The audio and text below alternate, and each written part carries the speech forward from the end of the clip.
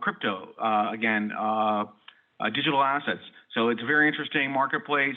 If you look at the Fortune 500, there's a lot of goodwill in the valuation and a lot of intangible asset value, intellectual property, blah, blah, blah, blah, that's built into valuations.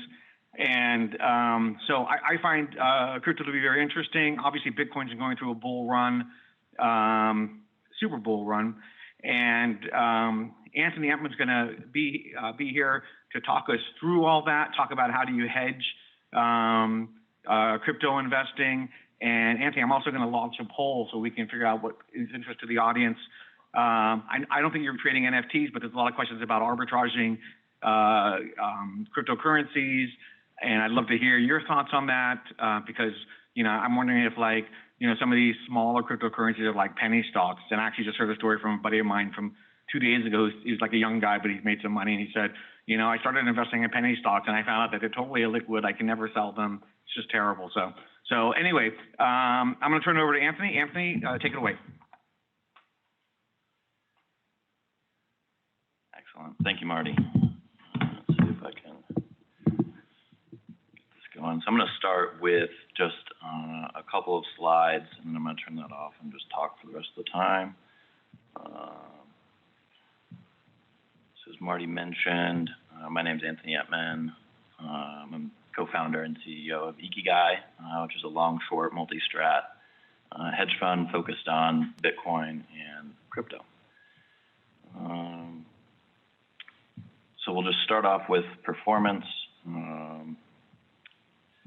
So we've outperformed Bitcoin by 400% gross, 164% net since shifting to our programmatic discretionary strategy over a year and a half ago. So that means we're up about 770% gross, 533 net, with Bitcoin up 370%. What does discretionary mean versus programmatic discretionary? Yeah, so programmatic discretionary is systematic models-driven exposure to Bitcoin with the explicit thesis of outperforming through cycle. And that has a layer of discretion that sits on top of those models. So here's what that looks like. What do I mean by through cycle? I mean,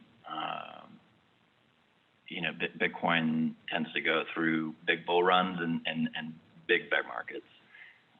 Bitcoin was up 13x in calendar year 17 and down 73%. And if you'd bought Bitcoin on the 1st of January 17 and sold at the end of 18, you'd have made 390% on your money. But if you caught just half the move in 17 and then sold and went on vacation for the entirety of 2018, you made 694%. So it's kind of illustrative of the power of, missing or profiting from the down moves. So again, catch me the up moves, profit from or avoid the meat of the down moves. So we have around 125 million under management. So I'm going to stop sharing my screen here. So we've got about 125 million under management, a little over 130 partners all over the world, on every continent except Antarctica. We're open to introductions if anyone knows anyone in Antarctica. But I'd like to talk a little bit about, kind of why Ikigai, back to the kind of hedge fund or manager diligence panel earlier. There's the three things that were mentioned the most was performance, strategy, and then kind of team/trust. In crypto, in traditional asset classes, hedge fund strategy has been become somewhat crowded. The opportunity for alpha is, it's fewer and farther in between. Whereas in crypto, and even just Bitcoin alone, there's a significant amount of opportunity to alpha harvest. And part of that is because of the volatility. It's also the volatility, so kind of why is Ikigai the right hedge fund at the right time? There's a few big reasons why people avoid investing in or allocating to Bitcoin and crypto, and volatility is a big one. However, if it's your full-time job, there's a lot of opportunity for alpha to extract there. Second thing is, education. What is this technology? Why is it valuable? And why should I care? And the third is risk management. We believe at Ikigai this is going to be the best performing asset class for the coming 5, 10, 15 years and likely beyond. So taking additional risk on top of already compelling returns just is not prudent. And I guess why do we believe that it's going to be the best performing asset class? And there's a few things there. One of the first that is likely prevalent on many people's minds is, Bitcoin is a hedge against monetary and fiscal policy irresponsibility from central banks and governments globally. That narrative around the margin over calendar year 2020 got a heck of a lot stronger. We printed 25% of all U.S. dollars in calendar year 2020. We just printed another 1.9 trillion. So having a hedge against a potential inflationary environment, which we're already likely in. I mean, when you look at on a dollar basis, it costs more to buy real estate. It costs more to buy an asset, most assets. So if you're looking at that basket, inflation's already here. So Bitcoin is a hedge against that. And when you're looking at a hedge against inflation, having a portion of your portfolio allocated to something that has an asymmetric risk-reward profile is pretty attractive because Bitcoin is kind of the fastest horse, so to speak. And the second part is if you zoom out a little bit, you look at that 5, 10, 15-year horizon, over the last, the world's going to continue trending toward operating on a computer's time scale as opposed to humans. Right now, traditional markets trade 252 days a year, 8 hours a day. Bitcoin trades 24/7, 365. It never shuts off. So that's a 4.5x increase in the amount of time that the market's open. And the world's going to continue shifting that way, and products are going to continue to be centered around that kind of knowledge. And so kind of broadly, what does this technology represent? You've probably heard of it referred to as the Internet of Value, which is a pretty good way to think about it. The Internet was invented in the late 1960s, and for the preceding 4 decades, we were building out the infrastructure to get to a point to where you had sufficient global broadband penetration in order to go build consumer applications on top of that.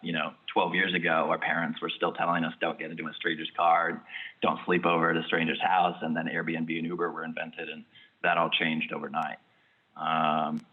And so what you've gotten to now is instantaneous global information dissemination. That is the internet. And what Bitcoin and crypto and blockchain and distributed ledger technology represent is value mobility. So the ability to express and capture value in a digital, immutable, kind of trustless fashion, and then have instantaneous global value dissemination.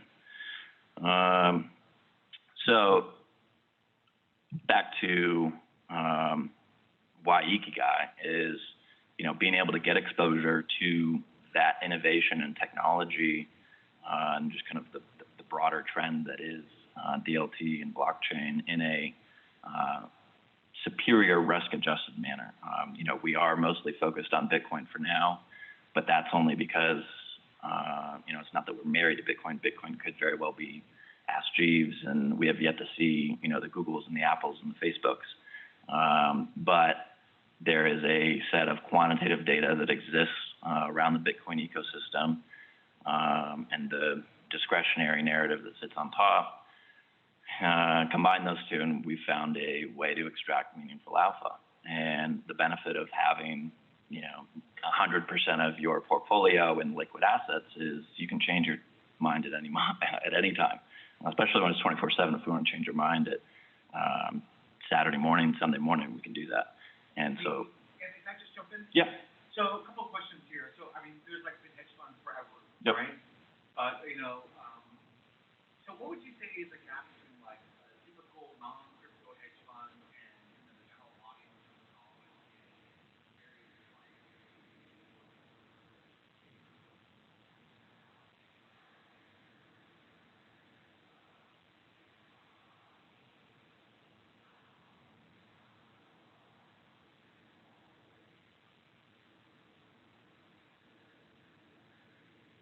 Different ways to get access to the asset class? And how immature Bitcoin is as an asset class in terms of ways to get to it and why you need a hedge fund to kind of be your Sherpa or stuff? Yeah, no, absolutely. So the question from Marty was, what are the different ways to get exposure, and what would be, the positives and negatives about each one of those?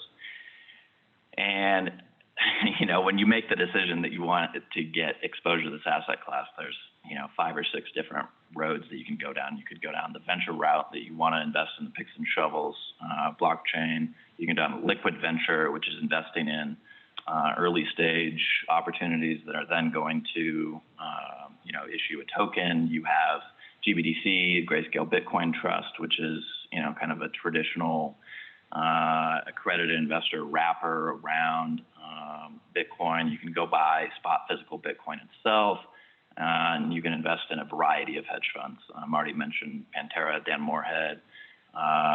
They've got several funds there that are focused on anything from, kind of the top 10 long short, top 10 assets, all the way through, ICOs, which is newly issued tokens, and then also a big venture vehicle. And with us, we're kind of downside volatility, reducing downside volatility, and risk management is a huge piece of what we're focused on. We're looking to get our investors exposure to the asset class in a way that they can still rest easy at night, sleep easy at night, knowing that the team at Ikigai is working full time to protect and grow their capital over a long time horizon. And the reason that, and when you invest with Ikigai, education and relationships are a huge piece of what we do. None of this has been done before. The world has never had a non-sovereign form of money or store of value. It's never seen some of this technology that you don't need a trusted third-party intermediary.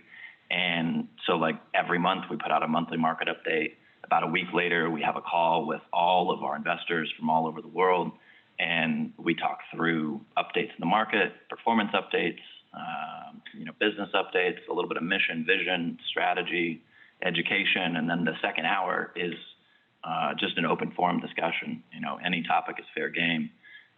So we're a bit of a resource to the investors that choose to come on board with us. And honestly, about half of our partners are probably first-time hedge fund investors. They tried to dip their toe in to crypto, individually, whether it be through Grayscale Bitcoin Trust or Coinbase and buying spot physical, and the volatility was just, or other factors. They tried to trade and lost a chunk of money, and they weren't getting the education that they wanted, and that kind of prompted them to look for an active manager. Does that answer your question? Yeah. Excellent. So the obviously back from what I guess the polls, they wanted to know if NFTs impact, your focus.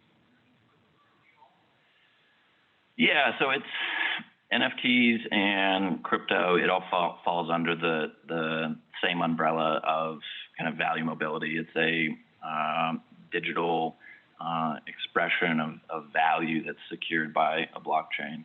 It is not something that we are necessarily focused on. Is there value there? Yes, to be determined on the time horizon. But we're very focused on building out a scalable investment engine. So it's you mentioned kind of the penny stocks before I came up here, and some of the lower market cap liquid crypto assets are a little bit like penny stocks, in that if you want to go shuffle your feet on $5, $10, $15, $25 worth of those assets, the amount of slippage that you're going to experience is like double-digit percentages. Whereas if you want to go shuffle your feet on $100 million worth of Bitcoin, I can do that kind of right near last price. We can execute it in a matter of minutes, no problem. Either way, you can do that long or short. And so when you're focused on going and building an asset manager that has billions of dollars under management, you need to be focused on scalable investment engines, which kind of leads me to The next thing I wanted to talk about, on that, back to that panel, it was performance, strategy, and then team/trust.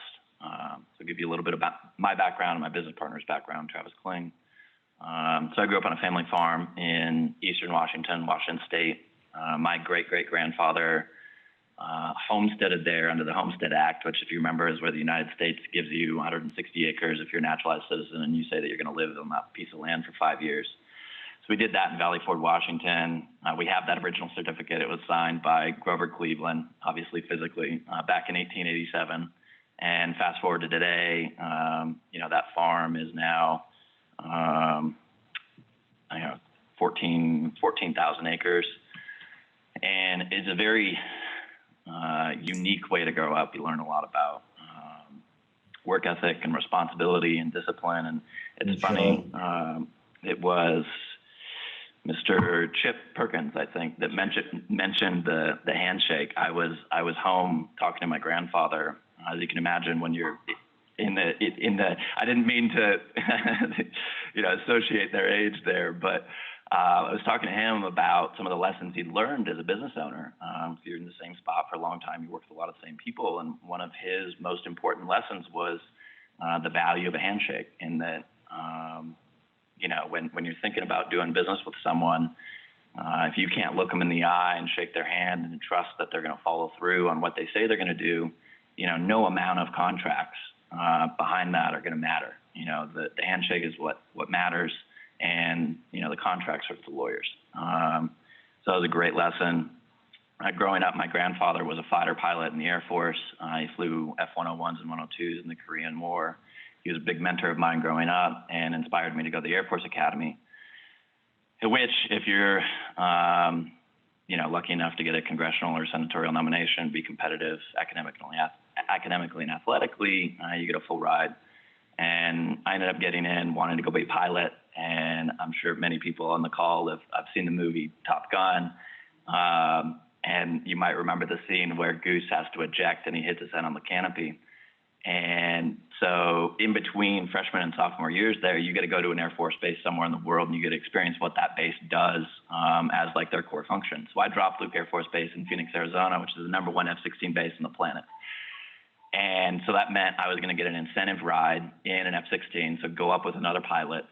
They would say, take the stick, try this, try that. Incredible experience as a 19-year-old. But if you can't tell me standing here, I'm relatively tall. I'm 6'7".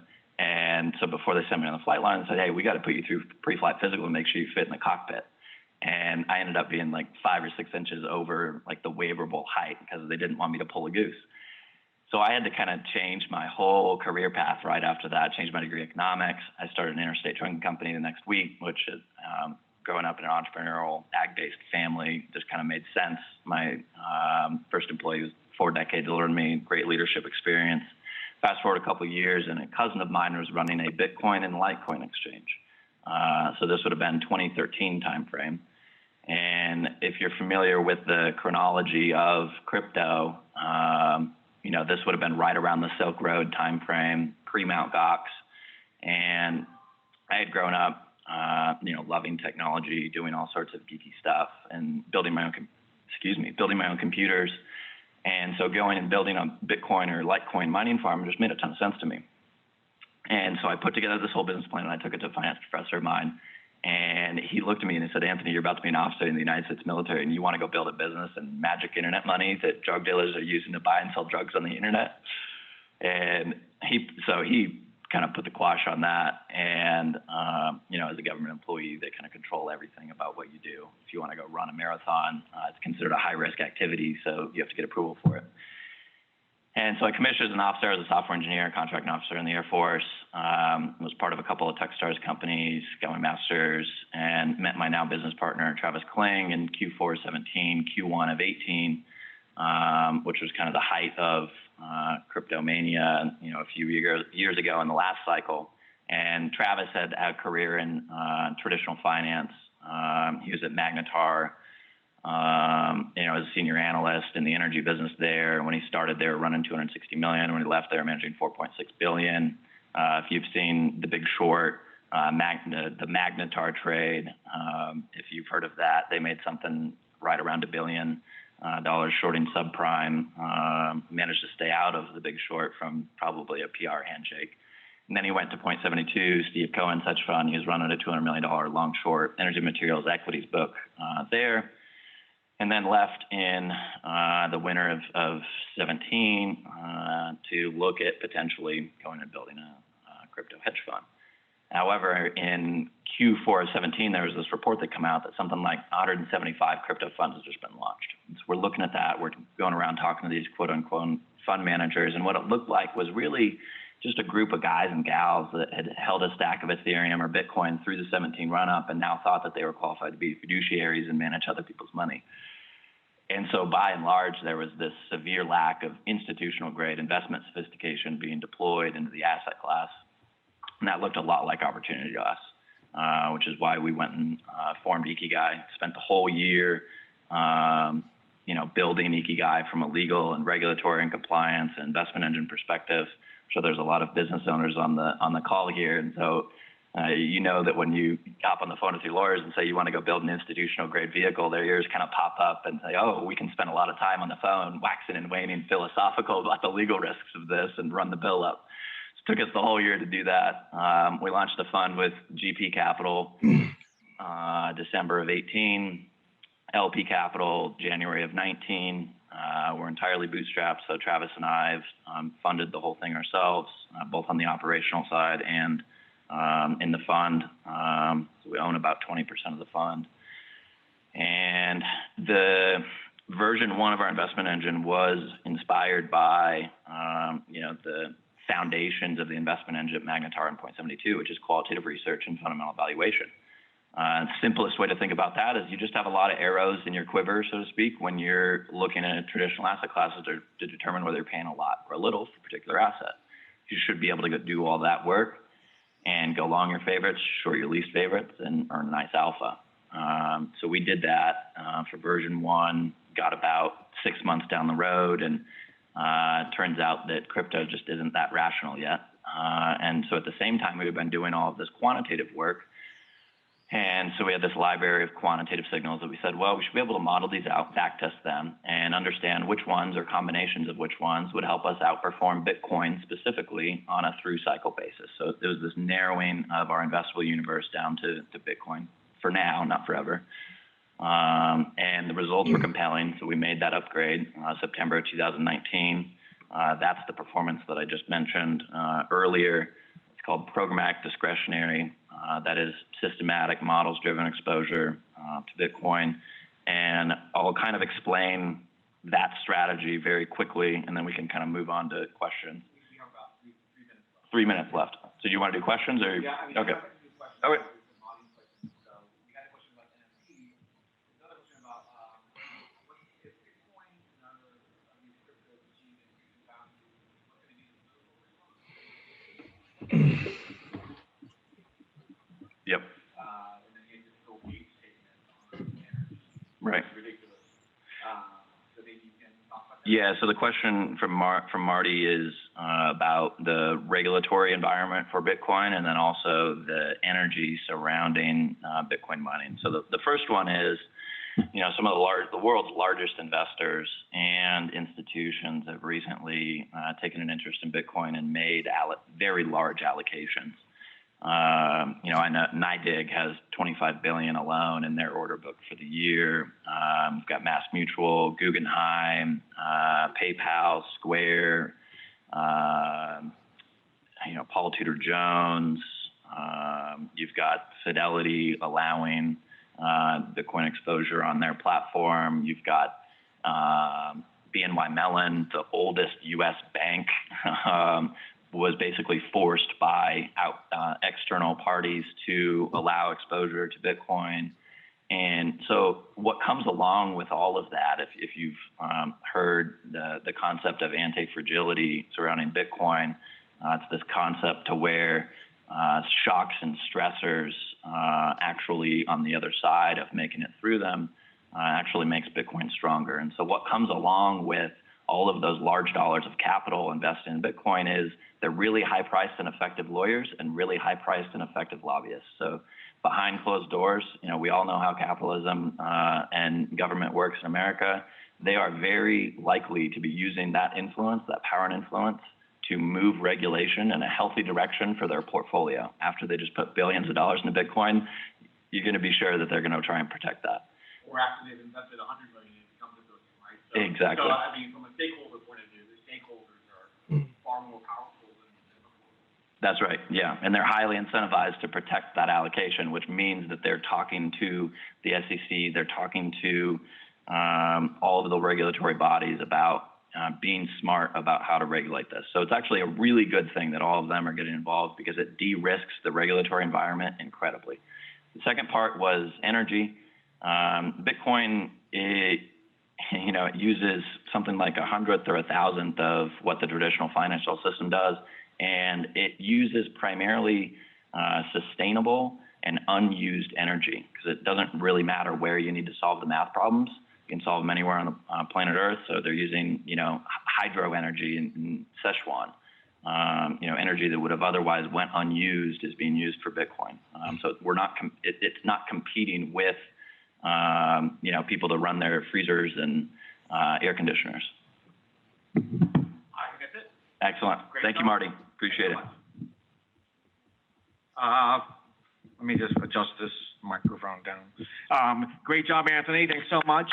And just getting back to the energy, so one of the great stories of the past 30 or 40 years is that, the USSR was heavily oriented towards sustainable energy because they didn't want their they didn't want their military to be dependent on their electric grid. So all of their, military bases were based next to hydroelectric power, right? And so when the USSR collapsed, they came in and Oleg Deripaska, the aluminum guy, came in, and aluminum is a very process-intensive business, so he bought up all of these military bases for a song, and he had the cheapest aluminum processing prices in the world. And so actually a lot of these same locations are being used for Bitcoin mining now because the electricity costs so inexpensive around the ex-Soviet Union, a lot of hydropower.